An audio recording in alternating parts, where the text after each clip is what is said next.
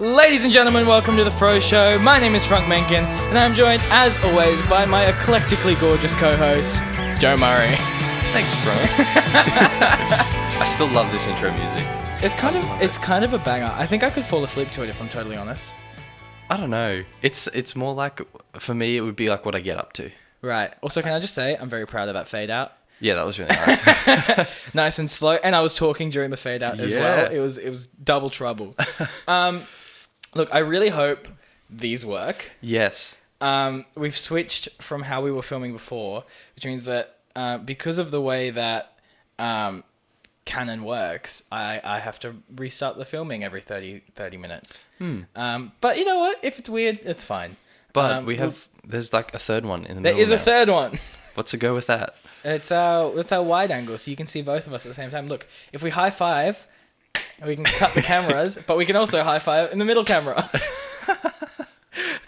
That's gonna suck to edit later. Yeah, good luck with that. Yep, thanks. It was my own fault. All right, so you wanted to start with something. Yeah, look, this week I've had a lot of shower thoughts this week. I don't know, it's just kind of been a week. I feel like it's generally just been kind of a shower thought week. Yeah, it's been kind of weird. Yeah. Anyway, and this is one that I came up with that was media related. Okay. And it was while I was scrolling through some social media and looking at memes. And as always. And I was like, do you think shows and movies make lines that they know will become memes? Oh, like, do you think they're conscious about the fact that what they're saying could become a meme? Yeah. That's actually really... I don't think so. I don't think it's ever really conscious, because I feel like when a show tries too hard to make a meme, it's obvious. Yeah, that's fair. Like, you know how sometimes you'll see ads and stuff on TV and it'll be like... Oh. Yeah, and you just go, oh, you're trying really hard. So yeah, I don't think it's super intentional. Because there's two that made me think of it. It's like the one in The Office where Dwight is talking to the other guy and he's like, oh, really? Where? He's like, where, Dwight? I don't remember. He's like, I can't remember the exact lines, so it doesn't make any sense. But the other one was the one from Star Wars where, what's his name?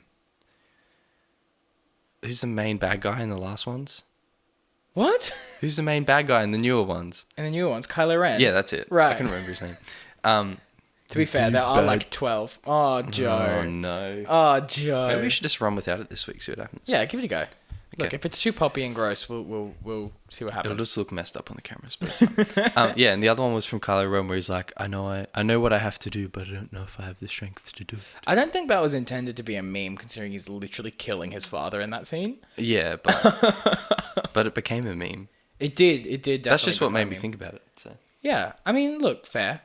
I don't think they would ever intentionally go into it to become a meme. I just think it's a combination of like kind of weird writing and a weird delivery. Fair. But Kylo Ren's was good. Like, that's not bad writing. No. But I don't know. Hey, this is a really good chance for me to show you my first sound effect. Oh, yeah? You ready? Yes. You ready?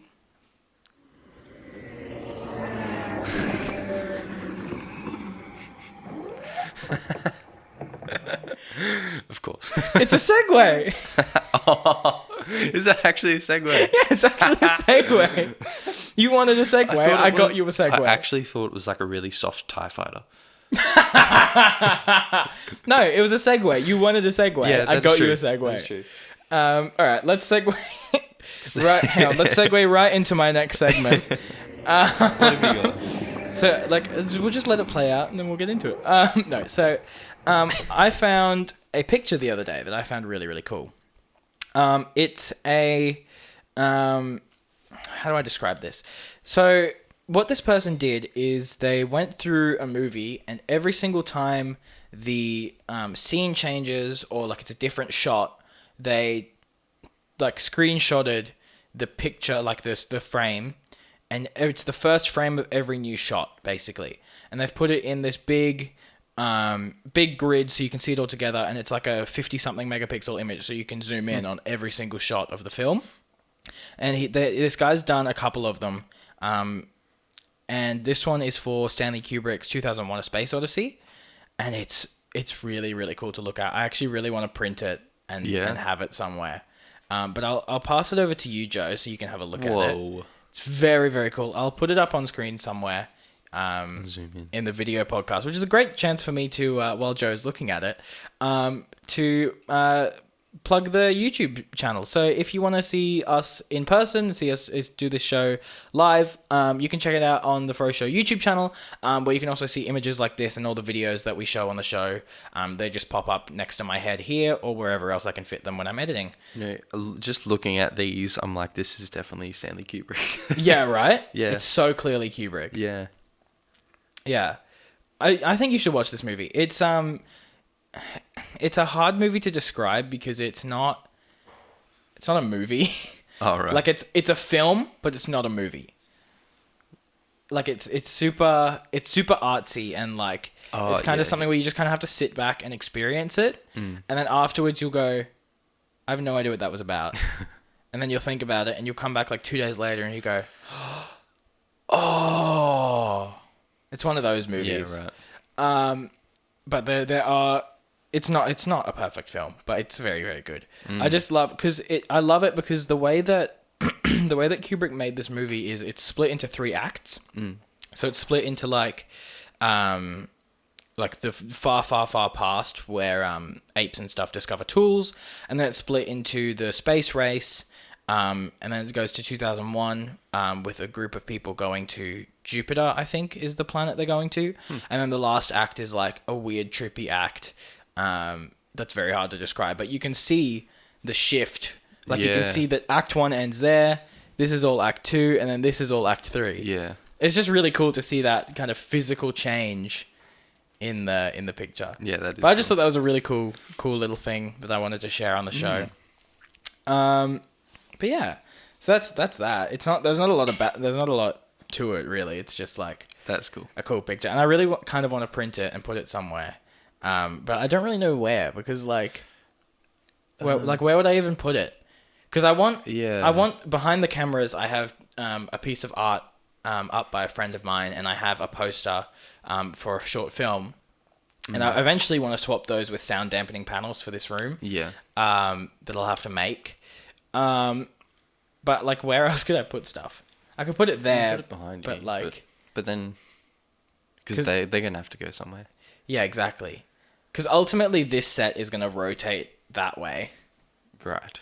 But yeah, that's why I want to have them on those walls because it'll be like dampy damp. Yeah. Yeah. Yeah. Speaking of sound dampening panels, I kind of want to make my own sound dampening panels. Yeah. They're pretty easy to make. Yeah, because I saw the video that I saw was this guy with he just got pieces of wood and he just made like big rectangular boxes out of them, and then just like pulled a white towel over it and then filled it with towels. Yeah. So I guess on how well it's going to sound dampened and how, in quotation marks, good it will be. It was what you fill it with. Yeah. So. Well, he did a whole bunch of tests with like mattress foam and like pillows and pillowcases and sheets and like tons of stuff. Like he did super in-depth research, and that's what he came up with was that towels apparently dampen it the most. So I guess that's what we can try. Yeah. We can go shopping. We can go to Bunnings, get some wood. I was gonna say, can you get towels from Bunnings?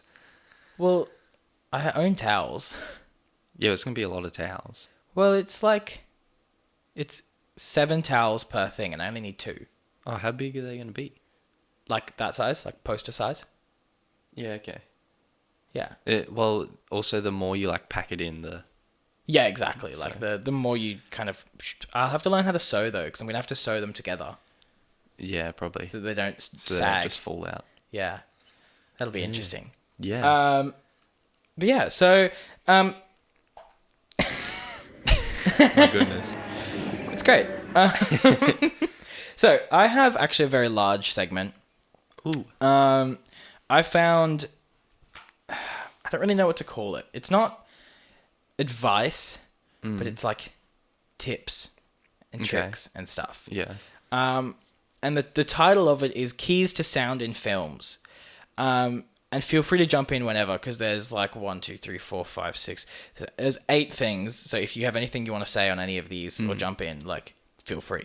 Okay. So the first thing, the biggest tip is not to do your dialogue in wide shots. That's a wide shot. What do you mean not to do dialogue in? Like, So like when people are talking, yeah. you don't want to do it in a wide shot in a film. Okay. So that's his biggest tip, apparently. I can't remember who this is by, but it's like this is a whole article from like a film course. But I assume that's because it makes sound very difficult if you're doing it in wide shots, because you can't get a boom in, and unless you're using really expensive wireless lavs, you're gonna really struggle. Yeah. And then it's always hard to hide a lav. Exactly. That's when they do ADR, really. Yeah. Yeah, there's a little thing about ADR at the end here, which we'll get to. Yeah, this is what they said about wide shots. The cheapest way to get good audio is through the boom mic. If your cinematic vision demands seeing floor to ceiling, well then you're forcing the boom way up far away from the actors, which means poor sound quality and lots of reverb, sorry. And you'll probably start to get a little buzz from the room as well. Like if you turn the gain up too far, then it starts to buzz a little bit in the background. You don't get a clear... Yeah, you don't really get that nice crispy vocal audio. I'm going to put this over to the side here so I can actually use mine. Yeah, so that's the first one, was don't do dialogue in wide shots. Yeah, Other than fair. like not being able to use lapels and stuff, I also think that other than from a sound perspective, from a film perspective, I think it's kind of a bad idea to do dialogue in wide shots anyway. Yeah. Because you don't get any emotion. You don't get any facial expressions or anything. That's fair. If your characters are like this big on a frame this big, like... You can't see them properly. Yeah, you get absolutely no context of what they're up to. So this is the second one, and this kind of leads very nicely into this. It's planned to shoot your dialogue fairly tight. Ideally, we try to get the boom within 2 feet of the actors' heads. If you let us do that, we can give you great sounding dialogue for cheaper than it is to rent professional wireless lav systems. Would you agree with that? 2 feet? That's about a meter, give or take, meter and a bit. No, less than that. Is it? That's 1 foot. That's 2 foot. That's 2 foot. Oh, it's a little bit longer. That's not a meter though. Half a meter. My feet are... That's probably a meter. No. Okay. Well... I don't think so. All right. So yeah, that kind of leads into that as well. Like also from a practical point of view, having your dialogue tight is better for boom mics. Yeah. Yeah, well, and then they don't have to move the mic as much. Because normally they'll point it at whoever's talking. And sometimes if they're really far away, you can swing it and then you get like knocking sounds and just like useless. And if it's tight, then it's just like, but there it is. That's where the sound is. You just put it in the middle and sing it. Yeah. All right, next one. This one made me laugh. A lot of modern TV shows are really spoiling beginner filmmakers because they have these wide and expansive shots with lots of movement because they're shooting them with like $7,000 lav kit, so they can deliver good audio in situations where a $200 lav kit just isn't going to sound good due to a lot of self noise. I don't really know what that means by self noise. It's just like it. Well, for a lav kit. So you're saying they're really far away from... Yeah. Would that just be like, because it's because the wireless transmission is going over like X distance? Yeah, so it would create like a little humming or a little buzzing. Right, so that's why it's really far away. That's why you would go for a more expensive lav kit then. Yeah, that you can trust over that distance. Right, okay. That makes sense. It's similar with like turning the gain up too far. You get the sound of the room and like it just starts buzzing. Right, so it's like that. I don't really think it doesn't really sound like a buzz because whenever I have it, it's like I always think of it as more like a crackle. Yeah, it is a crackle, but I guess we call it a buzz. Yeah, well, you're wrong. It's called a buzz. I dispute the entire audio community. There's a difference between a buzz and a hum too. There's also a difference between a buzz and a woody. My goodness, Frank. It's a Toy Story joke. I know. How can you not like a Toy Story joke? Because it's a pun. It's a fair point. And it's your puns, and you're always out with the puns. Yeah, that's why you don't go to IKEA with me. Oh, yeah. Or Kmart. Yeah. All right. This one's more of a writing thing, but This one's don't write overlapping dialogue. You overlap it in the edit, not in the scene itself. Or at the very least, if actors are intended to talk over each other, communicate that in advance, as you'll probably have to get wild lines for those. So I think that's more of a practical thing of like, if you're, you can't really separate the audio then, could you? If it's overlapping dialogue. Yeah. Well, if you have the, it's probably the similar thing with the boom mic. Like you can't get that. One character will be quieter than the other, and if they're overlapping, you can't get it to the other one fast enough. Does that make sense? Yeah. Unless there's two boom mics, which It's totally a possibility, but Yeah. I think it's also a practical thing in terms of, like the edit, because if you have one, like if you end up being in the cutting room and deciding, I don't actually want them to be overlapping anymore, you can't. you can't. That's Yeah. it. End of story. Yeah. Yeah. And Alright. I guess also with levels in the, when you're editing, like that, it's pretty hard to separate, just what with that. You know, if someone's talking over someone else, you can't separate, this person's really loud and this person's really soft, I want to turn them up. Right. Like, it's really difficult to do. And that's similar with, even if you're recording drums or something. I know this is not film, but No, that's fine. if you're recording drums and you get what they call bleed, so that's when, if you got a microphone on, let's say the hi-hat, or let's just say the kick drum mic, it'll get bleed from the snare, so you'll hear the snare through the kick drum mic still. And then sometimes if your mic positioning and polar patterns are all sort of out of whack, you can get too much bleed, and then you can't turn the snare down, but it's like it sounds really far away because it's actually being picked up by the kick mic, and things like that. So I guess it'd be similar deal. Yeah. Interesting. You'll like this one. Approximately 80% of the audio problems I see people have are actually location problems.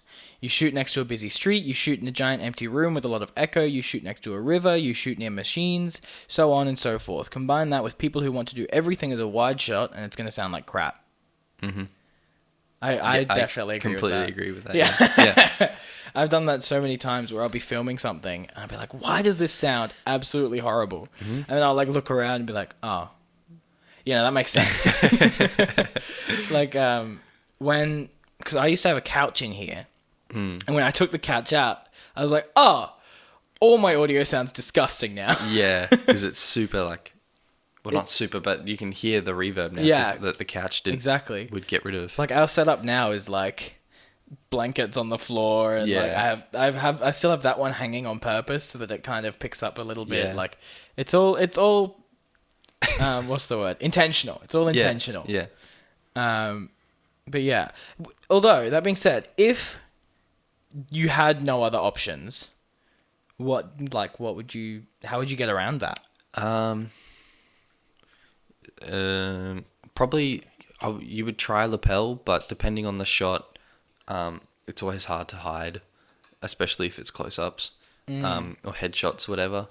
So I'd probably try lapel if I had access to one. Otherwise, ADR. Like, Yeah. ADR saves lives. What's the ADR? What does that mean? Like I know what it does, but what's the actual acronym? If you remember?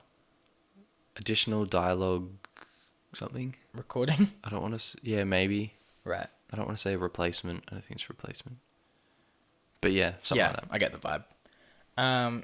Right. So that's when you just like be like cut all the audio and redo it. Yeah. Fair enough. Yeah. Because that's what that would make sense. Because that's the same with like that shot from Logan where Wolverine's like running through and they like have all the practical explosions and stuff. Like, Yeah. there's absolutely no way you're getting any audio from that. No, unless you just like tape a lapel mic to his chest, but everyone be able to see it. Yeah. He's got his shirt off, I think.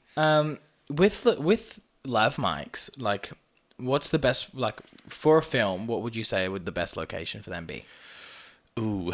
Because, like, when I shoot, because I'm currently shooting a corporate series, we're doing lapel mics, and I've got them just, like, in the center of the chest, like, under the shirt. Yeah. And that's the best thing that I've found, so that it doesn't show, and it gives me good audio, and because they're not moving at all, so Yeah. it's not going to scratch or anything. Yeah.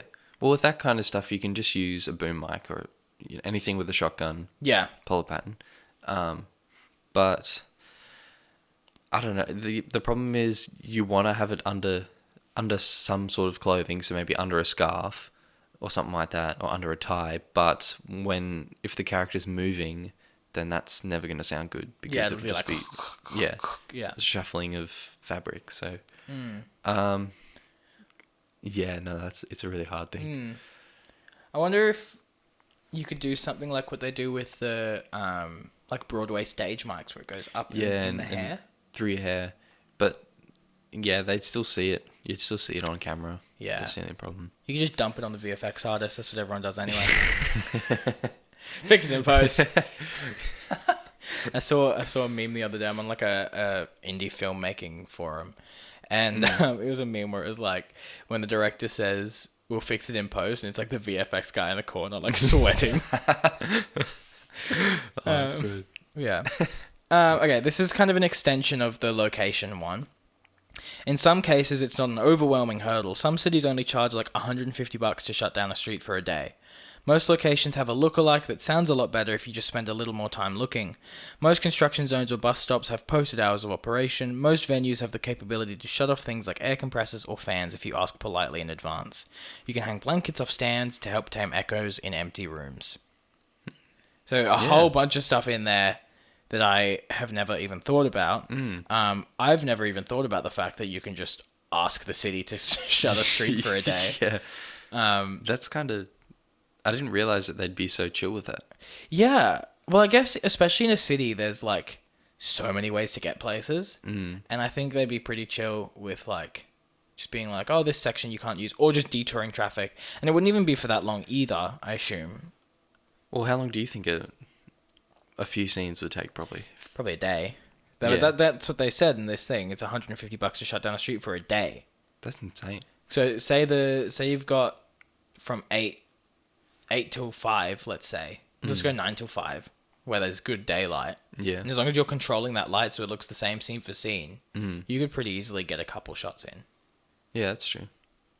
You'd probably want to be there for a few days, though. It also kind of depends on the size of the production and the size of the crew, because the bigger the crew and the bigger the production, the longer it takes to get more shots done, because you need more people to be more organized, and it's just kind of like builds and builds and builds. That's why movie production schedules are so long. Yeah. Because they have so many people to keep track of and that are necessary to the production. But yeah. All right. Actually, how do you get, if you're shooting throughout the day, how do you consistently keep the light?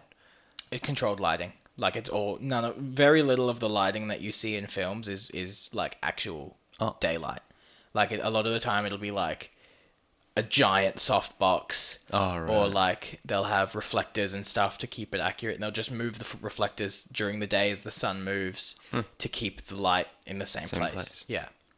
Wow. It's literally like its own art form. That's why like all those lighting people are so needed in Hollywood, because it's a super, super difficult job that's just insane. Right. All right. When you slow down and think about it, a lot of stuff makes sense. For example, if you have actors walking and talking through noisy stuff, get your dialogue while they're not walking on the noisy stuff. Makes sense. Such as if they're on a gravel path, you can almost certainly cheat them onto the grass to the side for the close-ups where you can get dialogue. That way you don't have noisy crunching burned into the dialogue. So just like move them over a meter. Yeah. That's really... Yeah, these I was reading this and I was like, these are really good tips. Yeah. Like, I love these. It's funny because like I would immediately think, you just, as a sound guy, you'd probably just do it in post, like ADR or whatever. But there are totally practical ways to do it as well. As a sound guy, you could probably just be like, can you just move them over for the dialogue? Here's another one. Or if there's a scene sitting in a running car and talking, turn off the car. Like, you just don't... You would never think about it. Here's another one. If someone has noisy heels on a hard floor, get your dialogue while their feet aren't visible so you can get them to change into softer shoes or to put down a carpet. Wow. It's all about perspectives and, like, where the camera is looking. And I feel like that's the thing that I constantly forget, is that whatever's not in frame, no one sees it and no one cares. Yeah. Like, it's like just putting up a little hole that your people are looking through. I was explaining the other day to someone about... I was talking about the fourth wall and how, like, the fourth wall, the reason it's called the fourth wall is because like when you look into a TV or a screen or something, you can see the three walls of like the outer edges and the back. The fourth wall is like your wall. Yeah. And I always kind of forget that like the constraints of the camera, that's it. Yeah. Like there's nothing else outside of that they'll ever see. Yeah. That's why I always get like shook when I watch behind the scenes videos and things like that, because you're like, oh, it's actually like there's just stuff everywhere. Yeah, and it's never like a clean set. I watched a video from the guy who directed Shazam. He's very active on YouTube actually, and he was talking a lot about one of his scenes, the scene where Shazam learns to fly. Have you seen Shazam the movie? Yeah. So you know the scene in Shazam where he's learning to fly and he goes into he's in like the mall and he like goes to run and he's like, Yeah. that bit. He was like, we were so focused on getting the actual shot of him flying and like getting up and going off. They did it with like a group of guys that literally lifted him up with a blue screen and like a fork that holds him up. It was really cool. What? He was like, we were so focused on getting the rig to work that we didn't even notice that there was a bunch of crew members in the shot. But yeah, so he just gave them all like shopping bags and like he made one of them a janitor. So he's got his like little thing with like his mop. And it was really funny because he showed the comparison and the VFX is not very good, but you don't notice it in the shot because it's just...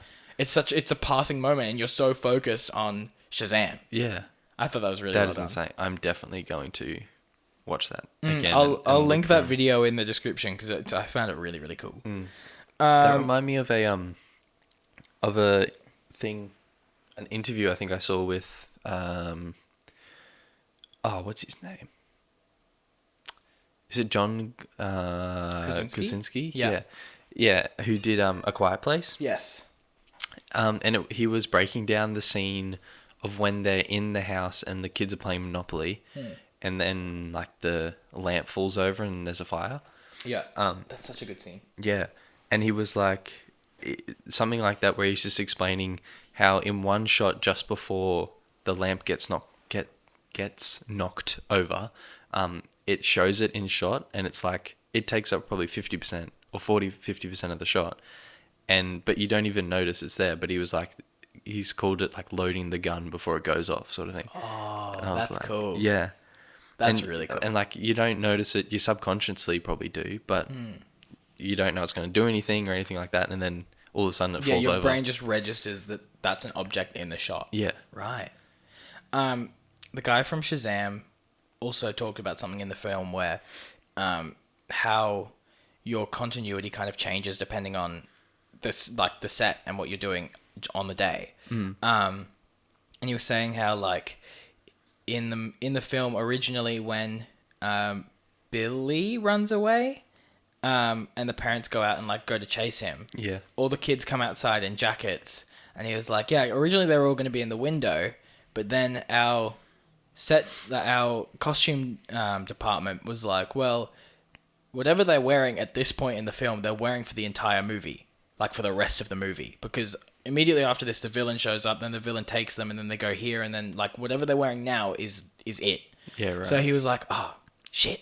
So he had to like bring them outside, but then the exterior of the house was an actual house, and the interior was all shot on a soundstage. And one of the kids that plays the actors couldn't be there, was working on another show when they did the exterior shots, so she couldn't be there, so they had to just have 3 of the 4 kids outside with their jackets on, and then they all go back inside, and then they had to come up with a reason why she wasn't outside, so they were like, she's still tying up her shoelaces because she's slow, haha. And then they come back inside, and he was talking about it in the video, he was like, man, I don't even realize why no one questioned this, because everyone keeps their jackets on, no one who leaves their jacket on when they come inside? Yeah. And so they all just walk inside and leave all their jackets on. And then he was like, and then it ended up being like some really nice payoff because like she ends up being the fastest one. So he was like, oh, it actually kind of worked out because she's like starts the slowest character and ends as the fastest one. So haha. And I just found it really funny because he was like kind of going against that whole thing of like super deeply analyzing films. Yeah, wow. He was like, it was literally just like, our costume department said, hey, dickhead, you've written the script badly. And then they fixed it on the day and then worked it out. And then it just kind of became the rest of the And movie. that is insane. Yeah. And just how the girl couldn't show up, so Yeah. they're just like, eh. So they were just like, oh, well, we have to figure something else out now. Wow, that is so cool. And then after they like cut the film together, he realized that there was like a solid amount of time between that scene and the next scene. So it totally would have been believable for them to just have put a jacket on. Right. And it was like, well, I mean, whatever.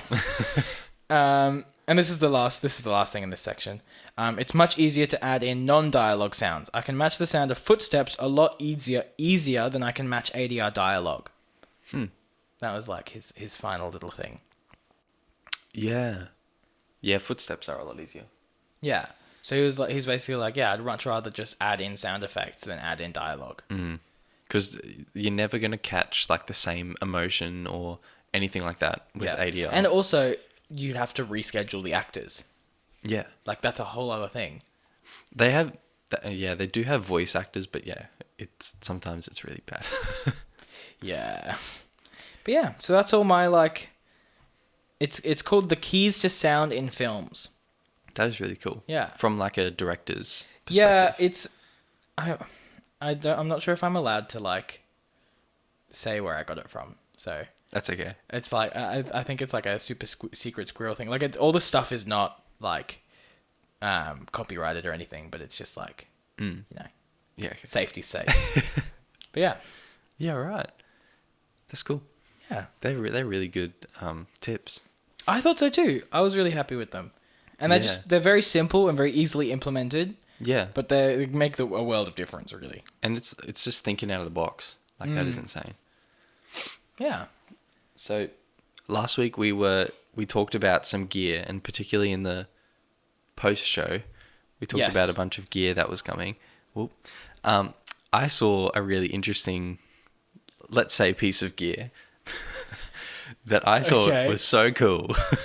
I'm a little worried. You shouldn't be worried. So what it is, it's a record player. Okay. Okay. I'm going to show you this little video, and then Is it the car record player? it is. How cool is it? Wait, I still want to see it. Oh, okay. I love these things. Is it the one that, like, yeah, I saw this exact video. Did you? Yeah. It stuffs up first, but then Yeah. Yeah, so it's a little, like, combi truck. it's a little van. Yeah. And it has a needle underneath it and a battery. And you can probably hear it. It drives around the record that's sitting flat on the table, and then it starts playing. It's got a little speaker in the top as well.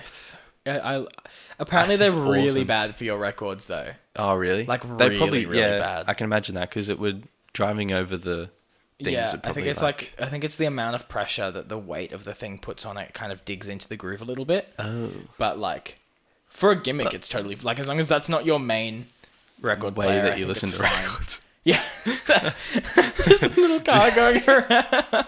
I have a couple records that only have 2 songs, so it'd Really? be like, Can you imagine even just back in the day when like LP records were really, really big and like just came Just a out, and it little was like, car. do you want to come and listen to my records? yeah, right. That is awesome. Oh, that's funny. I saw this other thing that was very interesting, and it was on. So I think NASA launched. Yeah, they launched a rocket or something last week. That was SpaceX launch. SpaceX launch. That's it. And one guy was like, "Oh, why can't we hear the sonic boom when it reaches that speed?" Because so when something goes faster than the speed of sound, there's like a really massive bang when it goes past. Yeah. And so they were like, "Why, if a rocket reaches that point, why can't we hear it when you're on the ground?" And it's really cool. So when let's say when a plane's going at a certain speed, the sound waves sort of bounce off from every direction, but it's not going fast enough to break like the front sound wave that's coming out the front. But when it does go faster than the speed of sound, the sound waves sort of make like a cone, like it sort of leaves them behind. And what you can hear is that cone bit passing you. So Right. So it's like the edge of those sound waves pass when that passes you. That's when you hear the boom. And so the reason why you can't hear it when a rocket gets to that speed is because it's going away from you, and that cone never actually passes you. Oh, it just goes out. Yeah. Well, Right. it's like the sound waves just get bigger down towards you, like, Right. yeah, because That's it's going really straight cool. up. It never actually passes you. That's really cool. So right. I can't say I've ever really thought about that. No, I was just I never had either until I I saw was it. just assumed that it was like rocket in space, can't hear in space. Well, it gets to that speed before it goes into space. Right. Yeah. That probably makes logical sense. Yeah. It's like a diesel engine is just like winding up for most of it, and then it hits space and goes boom. Boof. That'd be cool. I'd pay for that. That'd be sick. Yeah, but I Yeah. thought that was super interesting. I found another photo that I have to show you. Oh, yes. It is a set photo from Get Out. Have you seen Get Out? Is that that horror film? Yes. No, I haven't. Okay. It's very I good. know what it's about, though. It's very, very good. I would really recommend that you watch it. But someone posted a picture from the set of Get Out, with the full camera rig and everything entirely labeled, Right. which is really, really, really cool. So, Get Out was shot on an Arri Alexa Mini, which is a wonderful cinema camera, and is what most of your most of the films and stuff that you watch will be shot on. So, basically, there's a couple different cinema cameras that are very large at the moment. Most of them are Arri, and Arri is very well known for their kind of cooler, more like darker things. So most horror films we shot on an Arri Alexa. Lots of dramas are shot on Arri Alexas. They just kind of have that tone to them. And then you've got the red cinema cameras, which are a lot warmer and a lot friendlier. So a lot of sitcoms and stuff are shot on reds. Also, they're significantly cheaper. Right. And that's kind of the difference. And then there's also another, but I'm entirely blanking. You've also got all the Canon cinema cameras and stuff, and they're all for like A+, like color and whatever, that sort of thing. So that's kind of all the cameras. But this movie was shot on an Arri Alexa Mini, and it has a big A on it on the side. So Joe, I'll show you the photo while I talk about it. So that's the photo from set. Yeah. And there's a big A on the side of the camera, and that's just to label A cam and B cam. So we also have A cams and B cams and stuff. Not really, because we have a multi-camera setup. But I would call these our A cams and that our B cam, Right. or the other way around. That our A cam, that our B cam. It kind of depends on how I end up How you edit editing it. it and Yeah. how that shot looks. But yeah, so your A cam is just your main camera, and your B cams are the ones that you cut to get a different angle. Right. Then it also has a couple things for viewing. So it has an electronic viewfinder kind of attached to it. So that's this big boy here. That's the electronic viewfinder. And it's just so that you can actually look into it and see the image.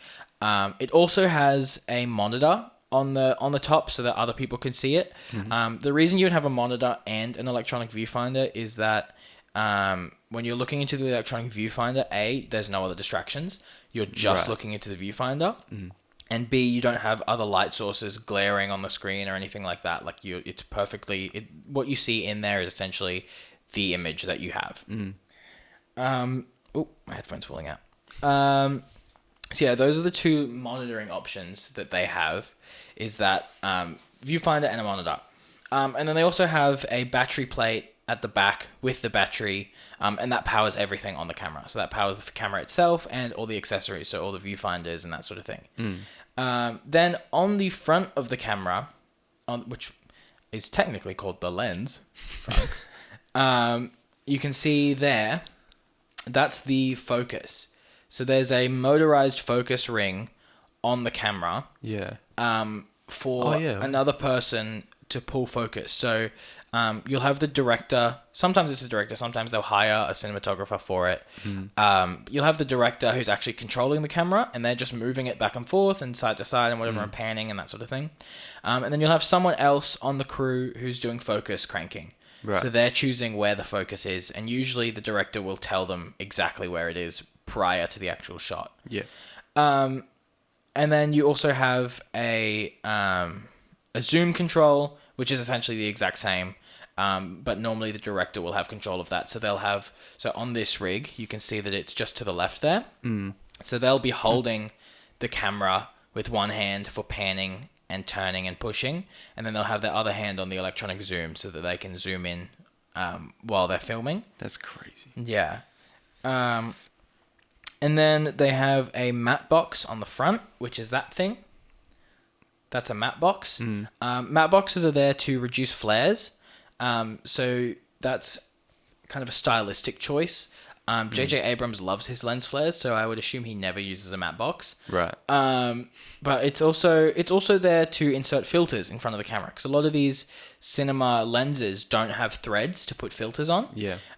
And so you could add an ND filter, which is like, so that if it's really bright, a good example of an ND filter is like, you know how if you're filming a video outside and it's really bright, you get that really weird kind of motion in the video where it doesn't look very natural. Yeah. That's because to compensate, your camera is cranking the shutter speed to as high as it can. So with a neutral density filter, it's literally just like a dark piece of glass that you put in front of your camera. You just turn it, and then depending on, or it can be its own set thing. And that lets you kind of bring the shutter back down so that you can get a more natural motion blur. Because if you're shooting at 24 frames per second, you really should only ever have your shutter speed at 1/60th of a second. Right. That's how you're going to get the most natural motion. This is me testing the motion of the cameras. He's just waving at the... Yes, I'm just going whap, whap, whap. And then there's also a label on the matte box, and that's just so that's just there. And that's just for them to make it easy on themselves, so they're not never guessing what filter is in the matte box. And then lastly, there's a couple rods on the bottom, on the tripod and around the camera, for them to mount accessories onto. Wow. That is so cool. There's so much stuff on cameras. It's just insane. So with that, like the matte box and putting filters on it, Yeah. do they... So I'm going to explain this as a sound Yes, go ahead. point of view, and then hopefully you understand what I'm trying to get at. Okay.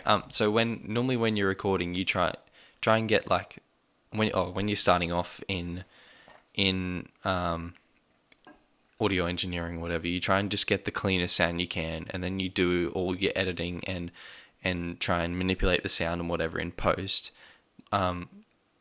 Would you say that that's what they would do when they film movies, or sort of pro engineers, they sort of know what they need, what it needs to sound like, they know what they need to do to make it sound better, and so they'll do some processing as on its way in as well? Yeah, it's the exact same. So it's a lot easier to, as a beginner, it's a lot easier to kind of do it straight away. To do it clean and then do it in post. Yeah. So that's why you would do things like ND filters and stuff, so that you get just a base level and it's just fine. Right. And then you can add whatever you need to, because you can always change the look in post. That being said, you can't really add frames. You can take away frames, but you can't add frames. Right. So if you want to shoot at a high frame rate and you want to do... That's why fake slow-mo always looks bad. Like if you're taking a normal video and you're trying to add frames to it, it's just never going to work. You're just slowing down the amount of time that the frames are shown. That's why like a 10,000 frame per second clip, you can speed it up to be 24 frames per second and be in real time, but you can't slow it down for much more than it already is. Right.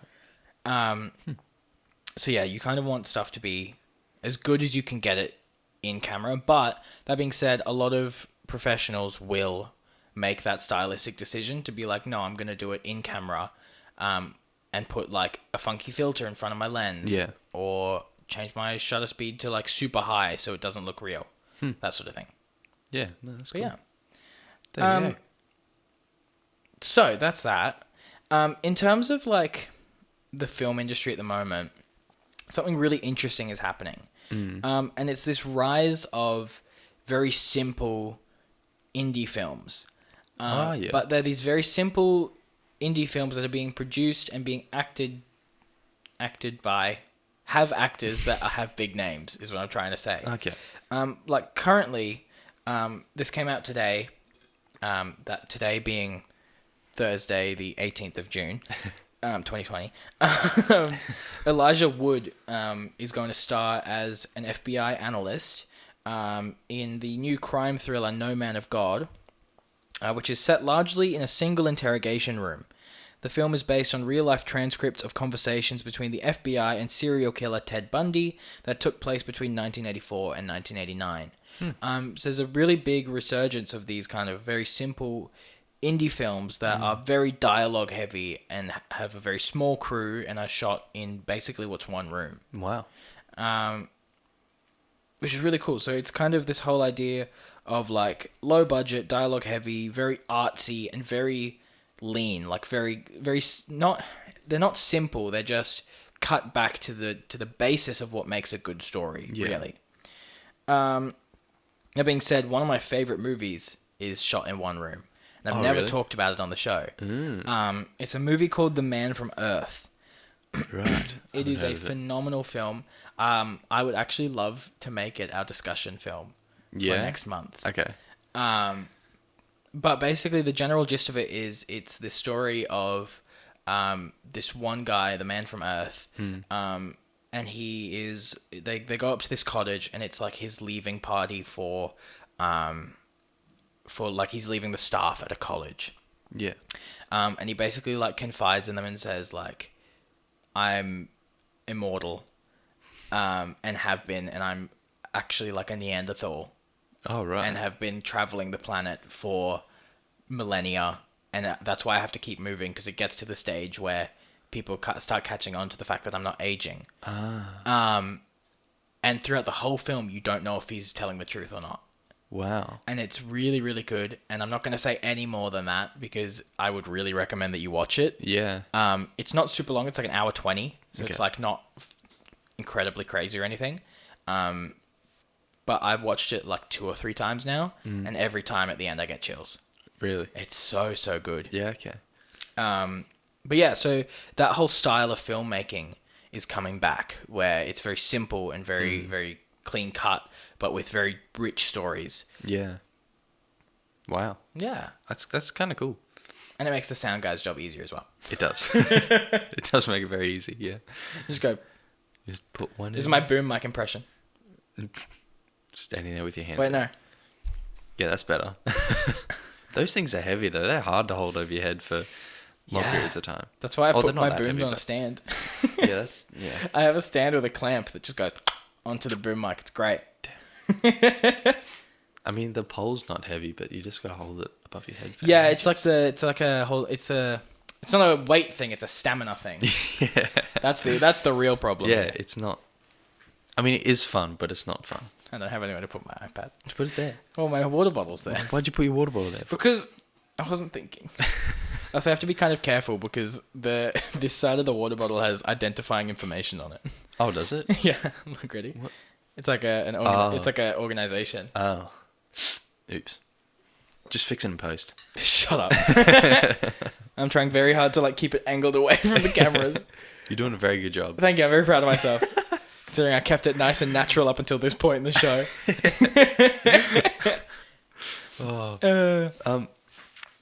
Going back to what you said about people talking over each other, that was one of like the Yes. tips. Yeah. This is just something kind of really funny that I found out. So when in sports how Yeah. there's commentators. Yes. So normally there's more than one. There's 2 or 3. I think it's like 3 in cricket.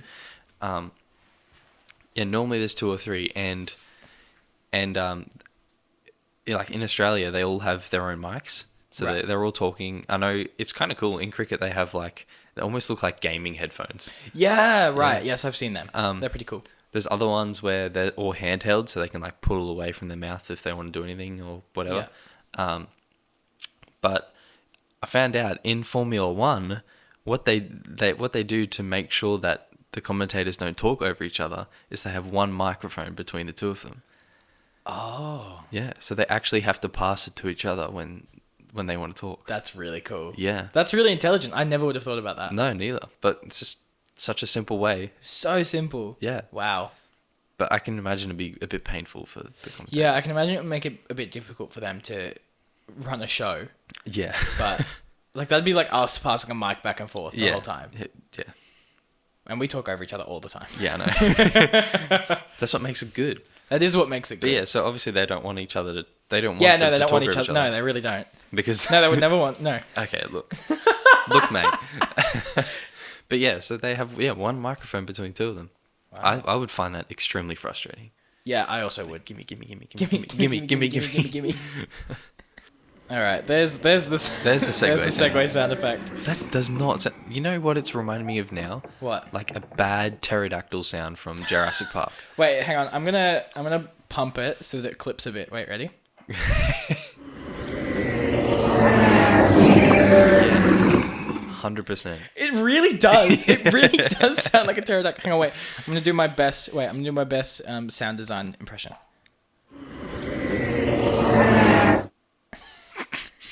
Do you like that? I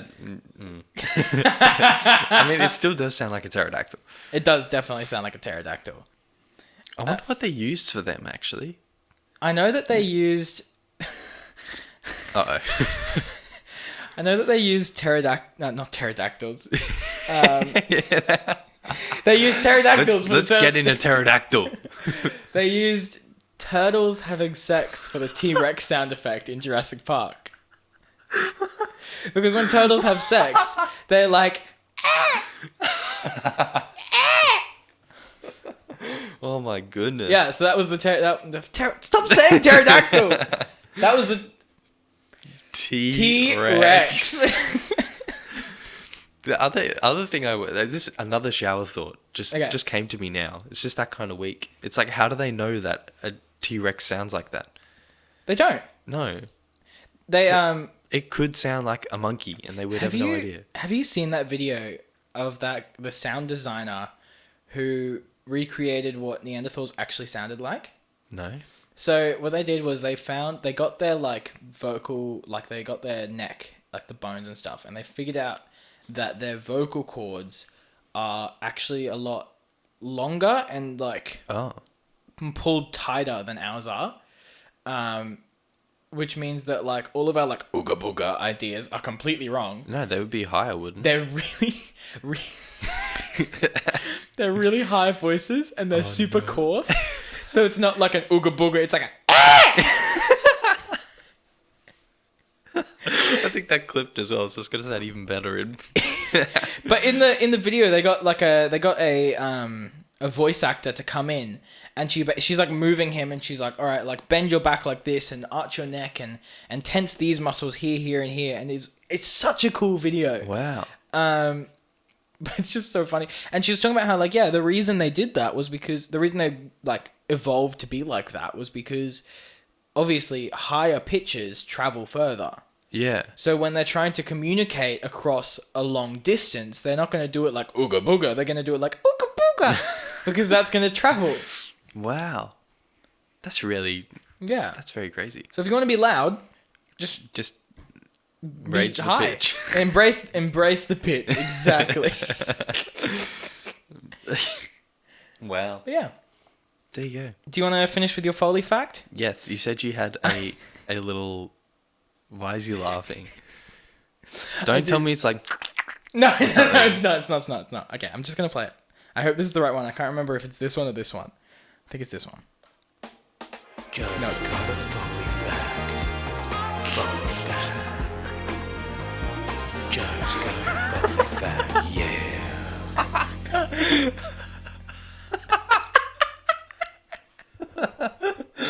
Oh my goodness.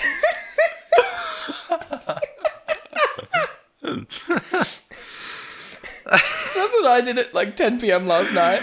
He said he put a lot of work into it. I thought he was just looking for one, but I just realized you'd make one. Look like... Joe's got a Foley fact.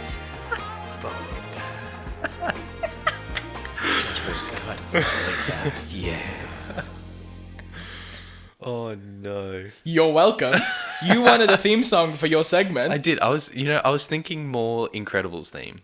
Oh, well, I'm sorry to disappoint. That it's kind of like a low, like the backing is kind of like I was gonna say vibed down.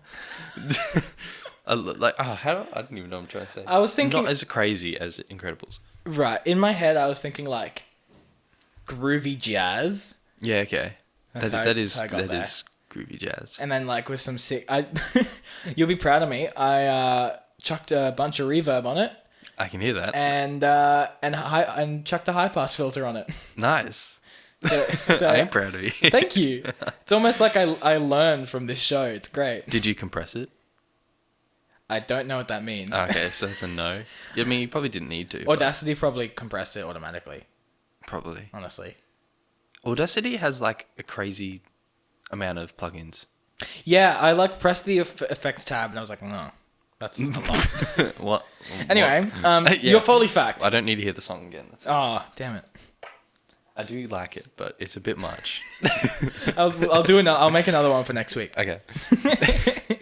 So who's this from? Thomas Harris. Okay. That's who it's from. Do we know who Thomas Harris is? I don't. Do you? Nope. Okay. Okay. So no is the answer to that question. He was trying to get some cricket sounds, right? As in, not as in the like sport. sport, as in the animal. Yeah. Animal, yeah. And I think he went out and recorded some, but they sounded bad. Like he didn't like the way they sounded.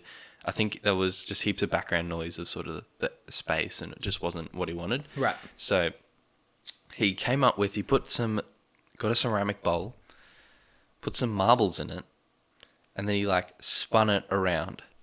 So the marbles are spinning. They're sort of hitting each other, and they're squeaking on the bowl, squeaking when they hit each other. And then what he did is he took out the low frequencies, turned it right down, and then automated the volume. So that's when you can sort of change the volume at different points. You know, I don't know how to explain that, but yeah. And so he like automated it up and down. That's so very slightly. smart. So it was like kind of the crickets came out and then went away, and it was apparently worked really well. That's really smart. Imagine having that amount of knowledge. It's I don't understand, but Wow. That's really cool. to marbles in a ceramic bowl. In a ceramic bowl. Yeah. I'm just getting. That's- I'm being naughty. I'm getting my phone. Why are you getting your phone? For a very good reason, and it's not for the people on the show at the moment. Well, it might be. Oh. But I'm going to record a quick video on the podcast. Oh. Hello, Joe. Hey. Hello, you guys. Joe, do you have any idea what this video might be for? No. No. No. Do you want Some to- form of social media? I'm going to say that this is for the Patreon. Oh. And if you're not on the Patreon, you should check it out. Because you can have a whole bunch of behind the scenes content, Yes. as well as This video. this video and an exclusive Patreon only podcast. Yes. Which is a 15 to 30 minute podcast that we do after the episode every single week, which is very good. I wonder if this will work. Which is very good. Hopefully. And we are very proud of. So you should check it out. Patreon.com/The Froe Show to come see us and give us some money. Yeah. All right, I'm going to end this video. But, so yeah, that was my little Patreon plug. Nice. Also, check us out on all the social media. We really appreciate it. Joe, do you have anything else that you want to talk about before we finish up? I think you know the answer to that, Frank. Do you want to say it anyway? No, I do not. No, you do I don't not. have any last word. All right. Thank you so much for listening to this week's episode of The Froe Show. That was episode 15. Wow. I know, it's really getting up there. Yeah, that is crazy. It's really like it's hitting the numbers where we're like, oh, okay. This is like a thing. Cool. That's it. Check us out on social media. Hit up the Patreon. All the links are in the description. And we will see you next week. Bye. Bye. Bye. That's a good one. That's fun. I feel like you should just fade the dialogue out.